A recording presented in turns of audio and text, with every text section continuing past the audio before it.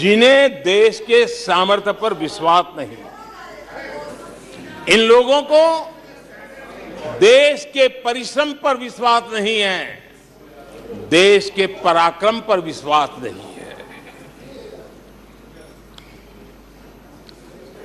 कुछ दिन पहले मैंने कहा था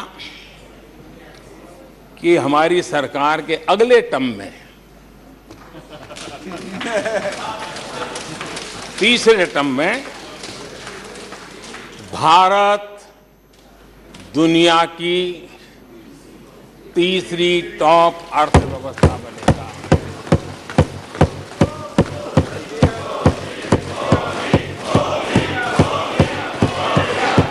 आदरणीय अध्यक्ष जी, आदरणीय अध्यक्ष जी, अब देश के भविष्य पर थोड़ा सा भी भरोसा होता जब हम ये क्लेम करते हैं कि हम आने वाले 5 साल में, नए तीसरे टर्म में, हम देश की इकोनॉमी को तीसरे पर लाएंगे। तो एक जिम्मेवार विपक्ष क्या करता? वो सवाल पूछता, अच्छा भाई बताओ, निर्मला जी बताओ कैसे करने वाले हो, अच्छा मोदी जी बताओ कैसे करने वाले हो, आपका रोड मैप बताओ। ऐसा करते। अब ये भी मुझे सिखाना पड़ रहा है। लेकिन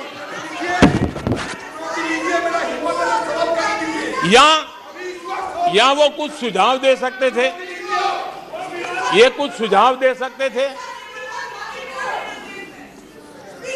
या फिर कहते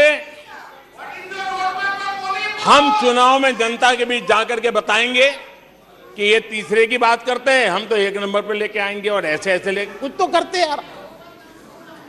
लेकिन हमारे विपक्ष की त्रासदी ये है, और उनके राजनीतिक विमर्श पर गौर कीजिए। कांग्रेस के लोग क्या कह रहे हैं? अब देखिए कितना कल्पना दारिद्र्य है।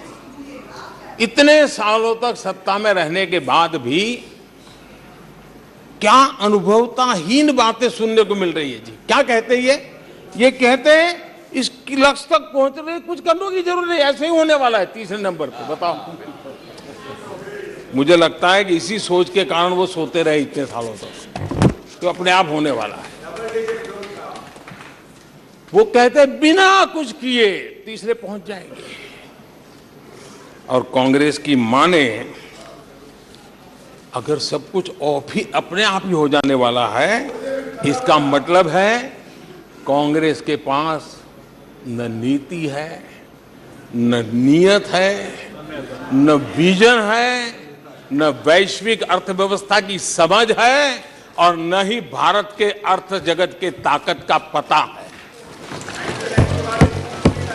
और इसलिए सोए सोए सब हो जाएगा, यही एक आदरणीय अध्यक्ष जी, ये वजह है कि कांग्रेस के शासन में भारत गरीबी और गरीबी को बढ़ाता गया। 1991 में देश कंगाल होने की स्थिति में था। कांग्रेस के शासनकाल में अर्थव्यवस्था दुनिया के क्रम में 10, 11, 12 इसके बीच में झोले खाती थी, झूलती रही थी।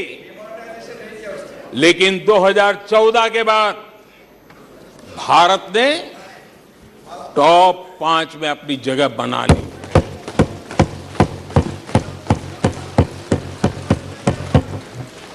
कांग्रेस के लोगों को लगता होगा कि ये कोई जादू से लकड़ी से हुआ है, लेकिन मैं आज सदन को बताना चाहता हूं माननीय अध्यक्ष, रिफॉर्म, परफॉर्म एंड ट्रांसफॉर्म, एक निश्चित आयोजन, प्लानिंग और कठोर परिश्रम की पराकाष्ठा, और इसी की वजह से आज देश इस मुकाम पर पहुंचा है। और ये प्लानिंग और परिश्रम की निरंतरता बनी रहेगी। आवश्यकता अनुसार उसमें नए रिफॉर्म होंगे और परफॉर्मेंस के लिए पूरी तरह ताकत को लगाया जाएगा और परिणाम ये होगी कि हम तीसरे नंबर पर पहुंच के रहेंगे। आदरणीय अध्यक्ष जी, देश का विश्वास मैं शब्दों में भी प्रकट करना चाहता हूं और देश का विश्वास है कि 2028 में आप जब अविश्वास प्रस्ताव लेके आएंगे तब ये देश पहले 3 में होगा। ये देश का विश्वास है।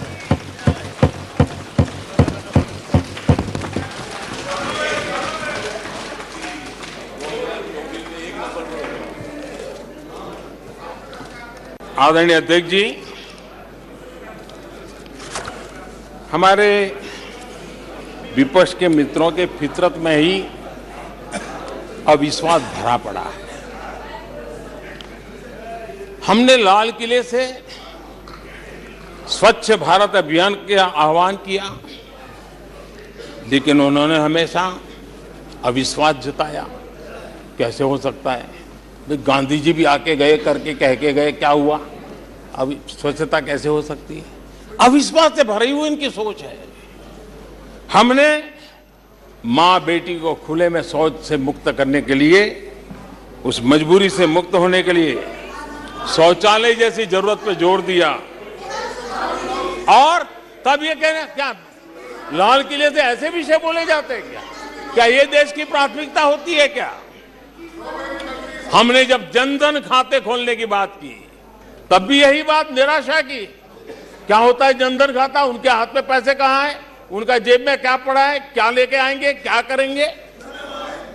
हमने योग की बात की, हमने आयुर्वेद की बात की, हमने उसको बढ़ावा देने की बात की, तो उसका भी मखौल उड़ाया गया। हमने स्टार्टअप इंडिया की चर्चा की तो उन्होंने उसके लिए भी निराशा फैलाई। स्टार्टअप तो कुछ हो ही नहीं सकता है। हमने डिजिटल इंडिया की बात कही तो बड़े बड़े विद्वान लोगों ने क्या भाषण किए। हिंदुस्तान के लोग तो अनपढ़ है, हिंदुस्तान के मोबाइल चलाना भी नहीं आता है, हिंदुस्तान के लोग कहां से डिजिटल करेंगे? आज डिजिटल इंडिया, देश आगे है। हमने मेक इन इंडिया की बात कही, जहां गए वहां मेक इन इंडिया का मजाक उड़ाया, जहां गए वहां मेक इन इंडिया का मजाक उड़ाया।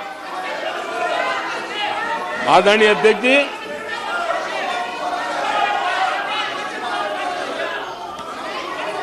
कांग्रेस पार्टी और उनके दोस्तों का इतिहास रहा है कि उन्हें भारत पर, भारत के सामर्थ्य पर कभी भी भरोसा नहीं रहा है। भाषण पूरा नहीं हुआ, आदरणीय अध्यक्ष जी, और ये विश्वास किस पर करते थे? मैं जरा आज सदन को याद दिलाना चाहता हूं। पाकिस्तान सीमा पर हमले करता था, हमारे यहां आए दिन आतंकवादी भेजा जाता था और उसके बाद पाकिस्तान हाथ ऊपर करके मुकर जाता था, भाग जाता था, बोले हमारी तो कोई जिम्मेवारी नहीं है, कोई जिम्मा लेने को तैयार नहीं होता था। और इनका पाकिस्तान से ऐसा प्रेम था कि वो तुरंत पाकिस्तान की बातों पर विश्वास कर लेते थे। पाकिस्तान कहता था कि आतंकी हमले होते रहेंगे और बातचीत भी होती रहेगी। इन्हें यहां तक कहते भाई पाकिस्तान कह रहा है तो सही कहता होगा, ये इनकी सोच रही है। कश्मीर आतंकवाद की आग में दिन रात सुलग रहा था, जलता था, लेकिन कांग्रेस सरकार का काम कश्मीर के आम नागरिकों पर विश्वास नहीं था। वे विश्वास करते थे हुर्रियत पर, वे विश्वास करते थे अलगाववादियों के पर, वे विश्वास उन लोगों पर करते थे जो पाकिस्तान का झंडा लेकर के चलते थे। भारत ने आतंकवाद पर सर्जिकल स्ट्राइक किया, भारत ने एयर स्ट्राइक किया। इनको भारत की सेना पर भरोसा नहीं था, उनको दुश्मन के दावों पर भरोसा था।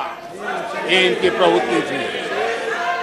अध्यक्ष महोदय, आज दुनिया में कोई भी भारत के लिए अपशब्द बोलता है तो इन्हें उस पर तुरंत विश्वास हो जाता है, तुरंत उसको कैच कर लेते हैं। ऐसा मैग्नेटिक पावर है कि भारत खिलाफ हर चीजें वो तुरंत पकड़ लेते हैं।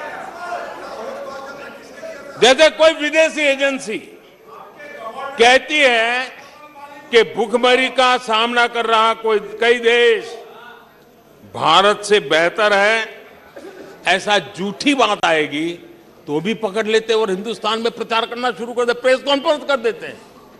भारत को बदनाम करने में क्या मजा आता है। दुनिया में कोई भी ऐसी बेतुकी बातों को मिट्टी के ढेले जैसी जिसकी कीमत ना हो, ऐसी बातों को तवज्जो देना ये कांग्रेस की फितरत रही है और तुरंत उसका भारत में एम्पलीफाई करना, प्रचार करना पूरी कोशिश टीम लग जाती है। कोरोना में की महामारी आई, भारत के वैज्ञानिकों ने मेड इन इंडिया वैक्सीन बनाया। उन्हें भारत के वैक्सीन पर भरोसा नहीं, उनको भारत के वैक्सीन पर भरोसा नहीं, विदेशी वैक्सीन पर भरोसा, ये इनकी सोच रही। आदरणीय अध्यक्ष जी,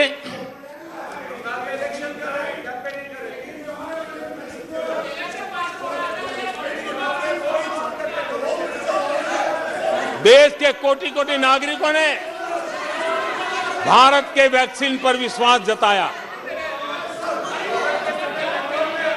इनको भारत के सामर्थ्य पर विश्वास नहीं है, इनको भारत के लोगों पर विश्वास नहीं है।